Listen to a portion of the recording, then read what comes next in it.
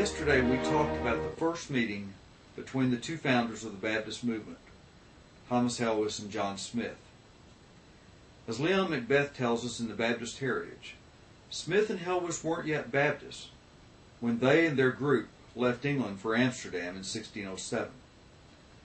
In fact, they formed their church on the basis of an Old Testament covenant and made no provision for believers' baptism. However, by 1609, all of that had changed. Smith now declared that only professed believers should be baptized, and that this conviction, the baptism of professed believers only, would be the foundational principle of the new church that he was forming.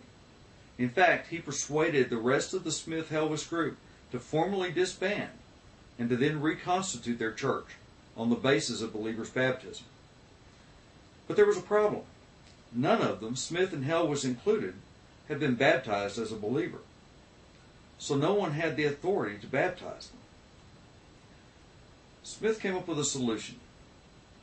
He baptized himself, thus supposedly conferring upon himself baptismal authority, and then baptized Helwys and about 40 others. Thus, the first Baptist church in history was formed right there in Amsterdam in 1609. Nevertheless, as we see with so many Baptist leaders through the years, Smith's convictions were constantly evolving. After all, this is the one-time Anglican priest who wound up in jail for resisting the church's teachings, broke with the church completely, wound up as one of its most vocal critics. So he was certainly the prototype for Baptists, because he was constantly arguing, even with himself. In tomorrow's Baptist Brief, we'll see that no partnership is forever.